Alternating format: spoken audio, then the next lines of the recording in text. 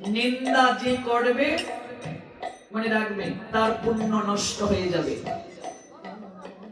আর যার নিন্দা করা হচ্ছে তার বিনামূল্যে ময়লা পরিষ্কার হবে। অন্তের স্বভাব হয়ে তারিতে পাবরিতে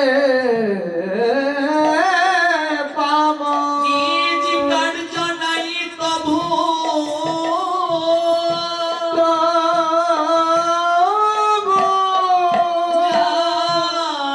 পরের ঘর। কাউকে নিন্দা করা যাবে না, প্রত্যেককে আহার শুদ্ধ হতে হবে।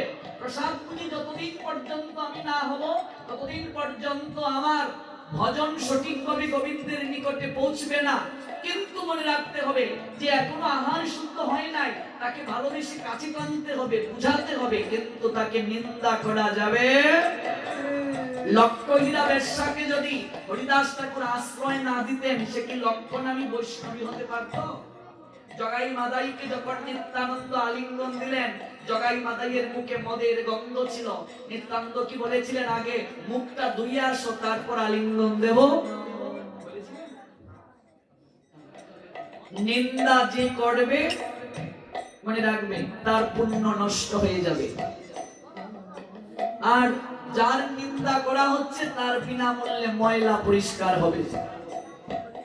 নিন্দা কাউকেই করা যাবে না।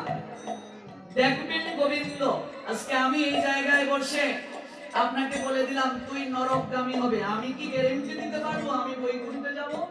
আমি কি করে ফতোয়া দেব?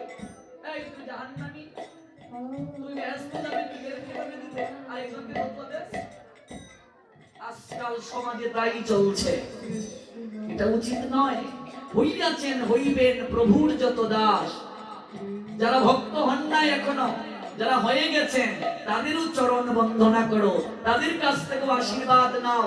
কিভাবে? দন্তে করি ঘাস, যেমন তৃণভোজী প্রাণী যেমন নিচু হয়ে ঘাস টানে, একজন ভক্তের আচরণ হতে হবে তৃণাদপি শুনিছেন তরুরপি সহিষ্ণুনা অমানি না মানদেন কীর্তনীয় সদা হরি। আহার শুদ্ধ সবাইকে হতে হবে, আহার শুদ্ধ না হলে চিত্ত শুদ্ধ হয় না। কিন্তু যারা আহার শুদ্ধ নয় তাদেরকে নিন্দা করা যাবে না, তাদেরকে ভালোবেসে কাছে টানতে হবে, বুঝাতে হবে। কাউকে কটু কথা বলা যাবে